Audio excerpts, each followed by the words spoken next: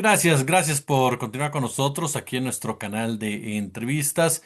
Vamos con la segunda de esta tarde con un tema toral que se ha venido discutiendo ya en las últimas horas y que incluso en los en vivos ustedes han lanzado cuestionamientos respecto al fondo del paquete económico, los llamados impuestos saludables, así como también si hay o no hay un cambio de modelo como tal, si es la profundización de lo que hizo Andrés Manuel López Obrador, la continuidad, qué tipo o qué calificación o qué característica le damos a este paquete económico la doctora Claudia Sheinbaum, el primero donde ella realmente mete a fondo la mano. Vamos a platicar con el maestro Mario Campa, a quien le agradezco como siempre que nos haga el honor de estar aquí en la comunidad. Mario, gracias por acompañarnos.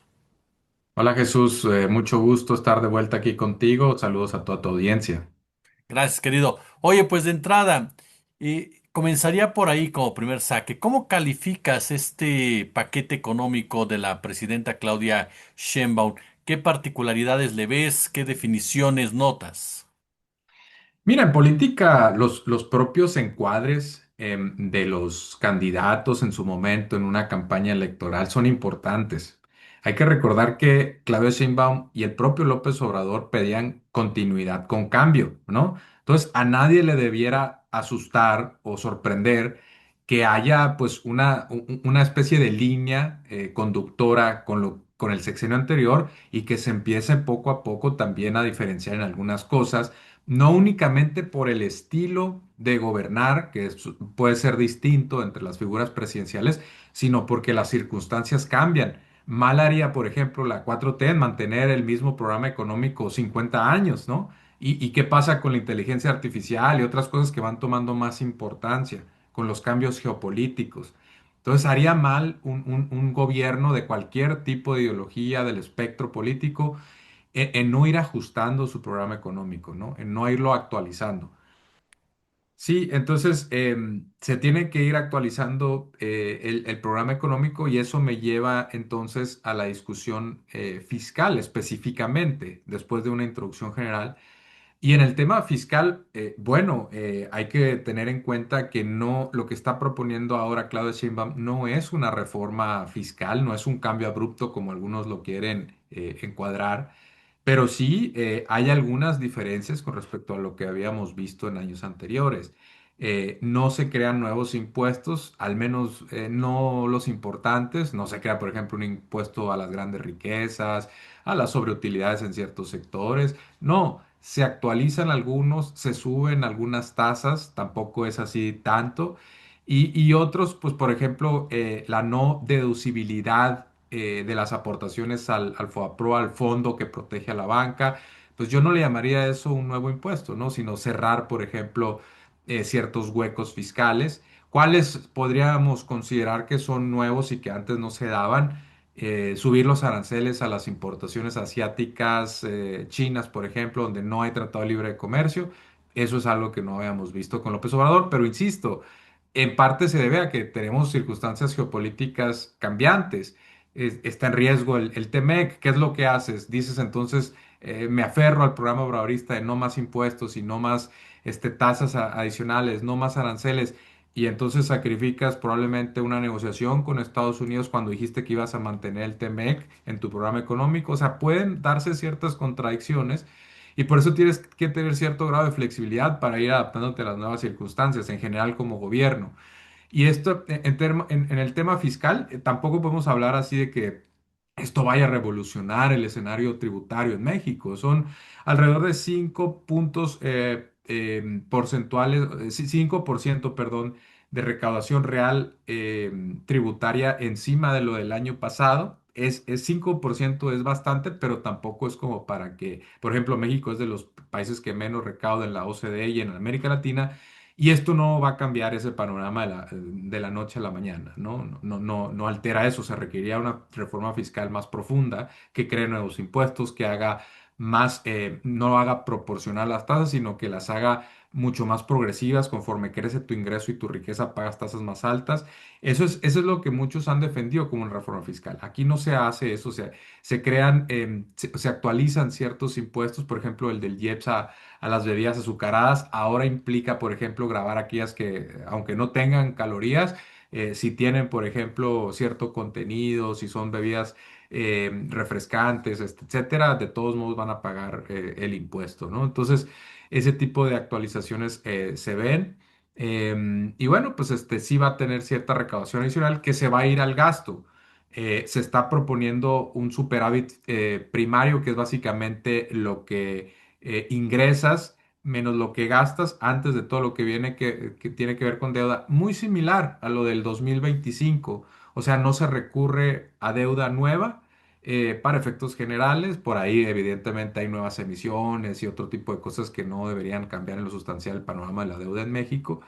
Y se propone que lo que se recauda se gasta. Más o menos se incrementa en 5% por ahí la recaudación y en 5% estoy redondeando el gasto programable. Entonces, en ese sentido, pues no hay ni ahorro ni hay deuda, ¿no? Entonces, es un paquete responsable. Y en el caso, por ejemplo, del IEPS, y con esto cierro el primer comentario, lo que se está recaudando se va a un fondo de salud. Algo que se criticó mucho en su momento del IEPS a las gasolinas específicamente es que se iba pues, a la licuadora general y no se creaba, por ejemplo, un programa para el transporte público de tal forma de que si le quitabas al consumidor por un lado mediante el impuesto, se lo regresaras por otro, sobre todo a los más pobres que utilizan más el transporte público. Y eso no se hizo, ¿no? Entonces, ahorita lo que está haciendo con este IEPS a ciertos vicios, vamos a llamarle vicios, como es el consumo de bebidas azucaradas, incluso por ahí el tema de las apuestas, el tema de videojuegos con violencia, vamos a destinarlo a un programa, a etiquetarlo, como se le suele llamar en el argot, a un programa de salud. Entonces, básicamente no utilizo este dinero, pues, para, no sé, para llevarlo a crear carreteras para los gobiernos estatales, no, sino que básicamente como yo estoy bajando el consumo por diseño, porque elevo el precio y le estoy diciendo al consumidor, pues sí te va a costar más caro, pero yo quiero que te cueste más caro para que consumas menos, lo que voy a recaudar no lo hago simplemente por recaudar, sino para mejorar tu salud. Y en ese sentido, además te lo voy a regresar en otra partida para salud para que el efecto sea doble. Consumes menos de lo que quiero que consumas menos y además te recompenso o te regreso eso que estoy recaudando para que algún programa de salud, puede ser el de Casa por Casa, IMSS Bienestar, vamos a ver a qué se dedica específicamente. Pero mientras sea salud, pues básicamente se queda en el mismo motivo por el que está subiendo el impuesto, ¿no?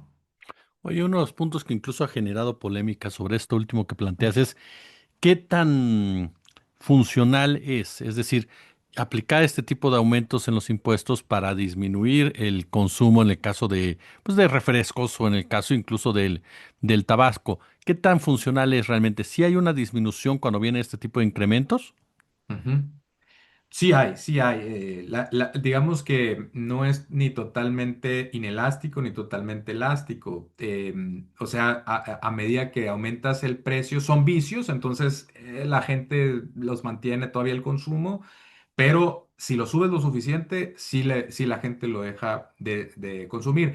Tan es así, te doy un ejemplo, que si le subes demasiado, si te pasas y no es este el caso, pero si te llegaras a pasar, entonces la gente, en el caso de las apuestas, se va a los mercados negros, empieza a apostar de nuevo fuera de las plataformas digitales reguladas, fiscalizadas, o en el caso incluso de los tabacos, empieza a saber que empiezan a brotar en las calles marcas sin filtro, marcas, bebidas adulteradas en el caso del alcohol. Eso se ve cuando te pasas. Pero ¿qué quiere decir eso? Que entonces los consumidores sí son sensibles a los precios. Si se empiezan a regresar al mercado negro, quiere decir que le estás afectando el bolsillo, ¿no? Porque ¿por qué habría de consumir yo un cigarro que no tiene filtro, que sé que es dañino, que no tiene etiquetas, que si tengo en el mercado formal mejores opciones? Me voy porque me subieron demasiado el precio, entonces ya me afecta al bolsillo. Entonces, todo esto para decirte que sí, que el consumidor es sensible. No es tan sensible a otros productos como pudieran ser, no sé, ¿qué te gusta? Los artículos de lujo, la ropa de lujo, la marca, de lujo, que si le subes el precio, la gente probablemente lo deje mucho de consumir porque hay mejores sustitutos, etcétera. En este caso, pues son bienes que tienen menos sustitutos, que además tienen, por definición, los consumidores tienen cierta dependencia, tienen cierto vicio en muchos de estos.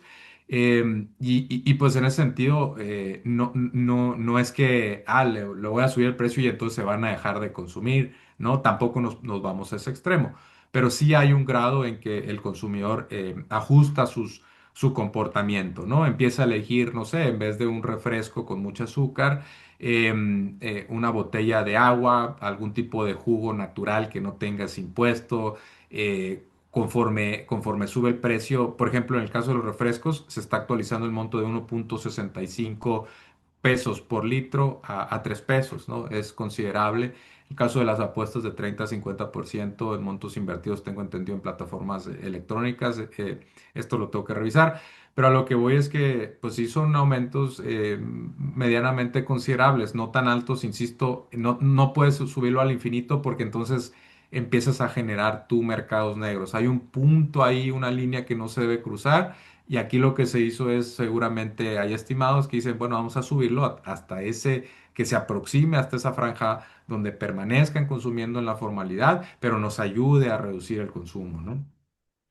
Ahorita mencionabas el tema geopolítico, a final de cuentas, esta disputa ya abierta que hay entre Estados Unidos, China y donde los aranceles juegan un papel determinante. Esta decisión de México, nos explicabas, mi querido Mario, pues tiene que ver también con un guiño a los Estados Unidos en esta negociación con el Tratado de Libre Comercio, con el Tratado, perdón, México, Estados Unidos, Canadá. Eh, ¿Qué tanto afecta la relación con China una medida de esta naturaleza? ¿Te aleja de China? ¿Simplemente ya marcas una distancia con tu socio comercial, a final de cuentas? ¿Y qué tanto a México en este momento le convendría también pensar en China cuando luego hay mucha competencia en los mismos sectores? Mira, hay que decir que yo creo que sí, o sea, siendo realistas, creo que sí, por supuesto que se toman en cuenta las presiones de los Estados Unidos a nivel regional, donde pues hay una estrategia de fortalecer lo que es Norteamérica desde el punto de vista de la integración de las cadenas. También México está protegiendo, digamos, su permanencia en el TEMEC. Entonces, está bien. Pero también México tiene un poco de interés en subir un poco los aranceles para proteger también a ciertas industrias para balancear el déficit con China. Está hasta cierto punto bien, ¿no? Siempre y cuando no abuses tanto, porque hay que recordar que en algunos casos los aranceles no únicamente van a bienes de consumo, la gente lo simplifica. Es que estamos consumiendo mucho de Temu, mucho de Shein. Estamos importando muchos automóviles chinos, sí, pero acuérdate que también hay bienes intermedios, o sea, insumos. Por ejemplo, estamos importando Ford, para exportar un Ford, a lo mejor estamos importando alguna parte china de parte del motor, etcétera, y sin esa parte eso se hace más cara, entonces vamos a exportar menos vehículos ensamblados o vamos a quitarle el atractivo al mismo Ford o General Motors. Una parte tiene que ver con eso. Otra parte tiene que ver con bienes de capital. Bueno, voy a, no sé, expandir una línea de producción desde el punto de vista de una empresa, pues resulta que las máquinas chinas son las más baratas. Bueno, no voy a consumir a China, entonces tengo que ir a comprar una alemana, una japonesa al doble de precio. Entonces, también podemos afectar la producción futura, podemos afectar a las empresas y sus planes de expansión o sus planes de capital. No únicamente son bienes de consumo baratos como la gente piensa, además de mala calidad, ¿no? Entonces, dicho esto, pues hay que cuidar ese aspecto de no poner aranceles demasiado altos y sí, tampoco podemos pensar que esto va a mejorar la relación con China, ¿no? Tampoco creo yo que lo afecte demasiado porque China está consciente de que hay presiones de Estados Unidos, de que México no está cerrando totalmente la puerta, no está aumentándolo al 100% como lo hizo Canadá con los automóviles. Y en ese sentido, pues creo que China va a buscar mantener la relación con México. China nunca ha considerado, creo, a México un socio por demás estratégico. Lo que se puede conseguir a la larga es que parte de la producción que estaba llegando de China fuerce, obligue, empuje a ciertos proveedores a establecerse en México. El único problema de eso es que Donald Trump está diciendo no se establezcan en México para exportarnos acá, sino que o establezcanse en Estados Unidos, aunque sean chinos, no hay problema, pero establezcanse acá. o no van a lograr entrar a través de la frontera sur. Entonces no están, en este caso, decir voy a elevar los aranceles para que se establezcan productores chinos acá, creo que no es el caso. Y tan no es el caso que lo vimos con BYD, el fabricante de automóviles eléctricos, tenía planes de establecer una fábrica y los abandonó, ¿no? Entonces, sí estamos sacrificando definitivamente parte de la relación con China, parte de la llegada de las inversiones. Hay, digamos, un costo económico y político, geopolítico de esto. Yo creo que se ha puesto en la balanza, el gobierno de México lo ha puesto en la balanza y determinó que era muy costoso en el corto plazo obtener penalizaciones, desprenderse de la relación con Estados Unidos. Y supongo que tiene como prioridad, mientras esté Trump, navegar las aguas turbulentas y después quizá retomar la relación con otros países. En este, nos guste o no, y siendo, insisto, pragmático, realistas, en estos momentos estamos en una etapa no netamente de desglobalización, pero sí de cambios en la globalización, de tal forma que los bloques regionales están ganando cada vez más peso. Las cadenas de suministro se están integrando a través de regiones y desafortunadamente aquí nos tocó vivir geográficamente al sur de los Estados Unidos y decir, a mí me encantaría, por ejemplo, integrarnos más a América Latina, integrarnos incluso más a China como potencia emergente, como factor contrahegemónico, antiimperialista. Me encantaría. El problema es que la geografía no nos va a permitir, y además competimos con China en ciertas industrias, por otro lado, sobre todo de manufactura. También con el caso de Vietnam, eso es un caso también especial. Entonces, me encantaría, pero no veo la forma en que a corto plazo nosotros podamos cambiar drásticamente nuestras dinámicas de comercio internacional. Lo que sí me gusta, lo que estoy totalmente de acuerdo es regresar al modelo en que se balancee un poquito el mercado interno porque lo debilitamos a propósito para ser más competitivos con China y competir salarialmente y eso nos costó, por supuesto, menos salarios, menos poder adquisitivo, un mercado interno más débil, producción industrial más débil orientada a satisfacer la demanda interna. Y bueno, eso incrementó nuestra dependencia con los Estados Unidos y nos hizo más vulnerables a Donald Trump, ¿no? Este punto que tocas al final, querido maestro, es clave en lo que también te queríamos preguntar a final de cuentas, ¿qué tanto se va consolidando México hacia adentro en esta vorágine que representan todo lo que es las relaciones comerciales, políticas y demás? Y te agregaría finalmente el cuestionamiento de, ¿ves un presupuesto diferente al que se utilizaba en la época que se ha definido como neoliberal? O sea, sí hay una distancia de Sheinbaum respecto a ese tipo de presupuestos. Sí, sí, yo creo que sí hay una distancia. Por ejemplo, en el caso de los combustibles, no es que esté incrementándose el impuesto, se ha mantenido el subsidio, entonces no podemos decir que sea una medida tipo Peña Nieto. No se aumentó el IVA tampoco. Algo que siempre ha pedido las derechas en México es aumenta el impuesto a los medicamentos. No se está haciendo, se está protegiendo esa parte.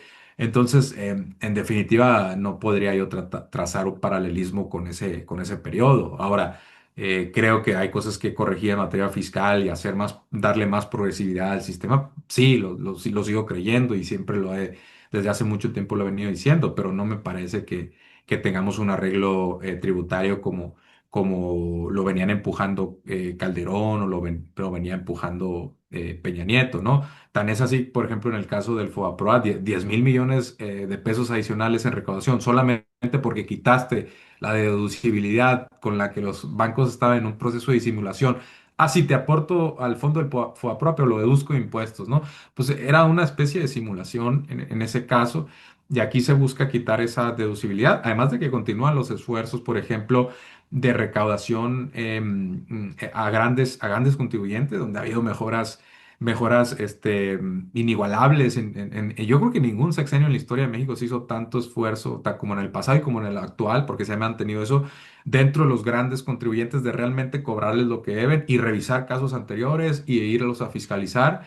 Ni siquiera el PRI, el PRI ese fue uno de los factores que hizo que la Revolución Mexicana no es que fracasara, pero que no alcanzara su potencial. Después del reparto de tierras, no tocaron los impuestos y ya la redistribución básicamente paró, ¿no? el instrumento de redistribución, porque no tocaron el arreglo fiscal, fue, bueno, vamos a hacer un boom petrolero y vamos a hacer ciertos programas sociales, pero nunca le exigieron más a los ricos. Debieron haber hecho eso y la Revolución Mexicana hubiera tenido más éxito. No hubiera habido tanta pobreza ni tanta desigualdad como la que heredó la Revolución Mexicana. Obviamente ya en un periodo neoliberal donde se descompuso y ya hasta se olvidaron los preceptos originales, ¿no? Pero en este caso, por esos diferenciadores, podemos agregar la parte también de las aduanas. Los neoliberales, acuérdate que buscaban reducir todo tipo de impuestos al comercio. Aquí hay ciertos nuevos aranceles de manera de proteger el mercado interno, de retomar esa parte. Entonces, me parece que sí tiene diferenciadores importantes del lado de los impuestos. Ya no siga del gasto, porque es parte también de la política fiscal, el gasto, lo que ingresas y lo que gastas. Y en el gasto, pues está el fortalecimiento de las paraestatales. Pemex quedó muy endeudada. Y bueno, poco a poco se ha ido saneando unas finanzas muy problemáticas. CFE está en números bastante positivos. Poco a poco se empieza a transitar a una transición energética, muchísimos nuevos programas sociales. Entonces, no creo yo que haya ningún tipo de paralelismo con los gobiernos neoliberales, como están diciendo ver, porque ahora se sube un poco el IEPS, ¿no? Y además el IEPS por temas más de salud que de recaudación general, ¿no? Entonces, dicho esto, porque me preguntabas también cuál es el papel de México, creo, en esta,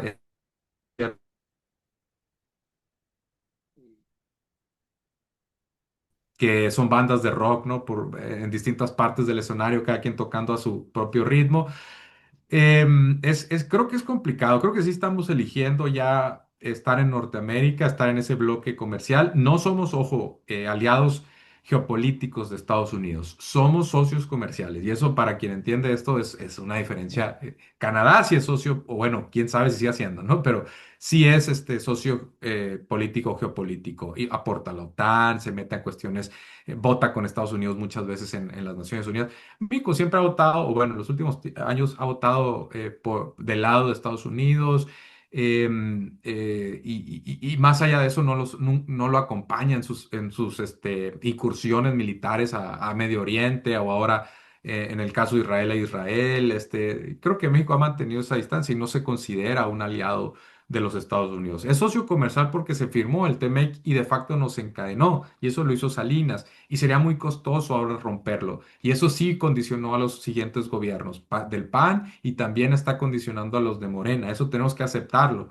Y dentro de eso empezar a buscar formas de diversificar la economía. Y una de ellas es el Plan México y regresar al mercado interno, como fue durante la etapa desarrollista, que muchos se acuerdan de la peor etapa, que ya era otro modelo, dependía mucho del petróleo, pero hubo una etapa bastante brillante de la historia nacional donde se hablaba del milagro mexicano, donde México pasó de ser un país pobre a uno de ingreso medio alto. Lo que pasa es que nos quedamos en esa trampa del ingreso medio y no dimos el salto al desarrollo. Y luego nos dijeron que con el neoliberalismo se iba a poder y tampoco se pudo durante 30 años, ¿no?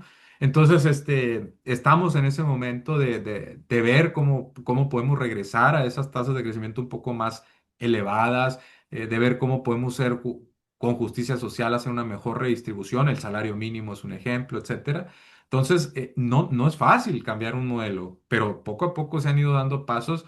No te voy a decir que sea irreconocible con respecto a 2018, que se retoma, pero sí hay cambios importantes que se van a ir acentuando y viendo en los siguientes años. Y por supuesto, lo que se vaya agregando en este sexenio. Apenas empieza, por ejemplo, el plan para retomar los trenes de pasajeros, ¿no? Pero si tú te fijas en el presupuesto, son muchísimas las líneas.